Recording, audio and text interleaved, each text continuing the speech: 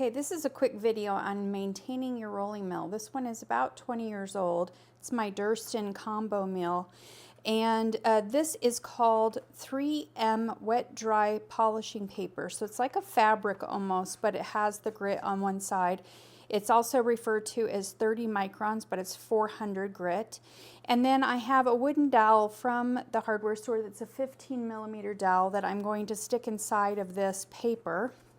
And then I'm going to open my mill to slide this in, so it's double-sided, wrapped around, and then I'm going to tighten it down all the way. Okay, once it's all the way down, then I'm just going to roll it. And what that's going to do is just clean the surface and kind of finish off the surface real nice. Okay, and then I'm going to open it back up. And I'm going to open it even further. And I'm going to take just a little bit of the semi-chrome and wipe it on here and put just a little bit on here. So let me just show you what this looks like. And you can get this on Tanya Recommends.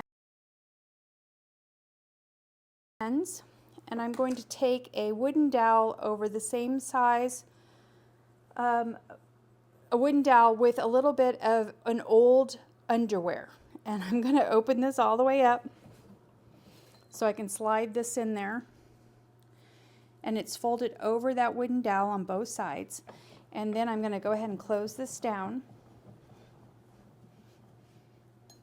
all the way, and then as I turn it, that semi-chrome is going to coat the rollers and then be taken off with the underwear.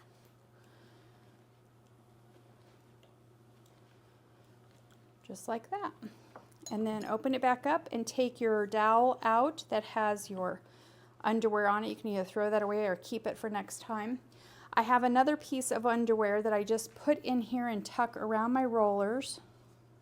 And then I put an old or new pillowcase over the top of this to keep the dust and the dirt out and absorb any kind of moisture that's around it.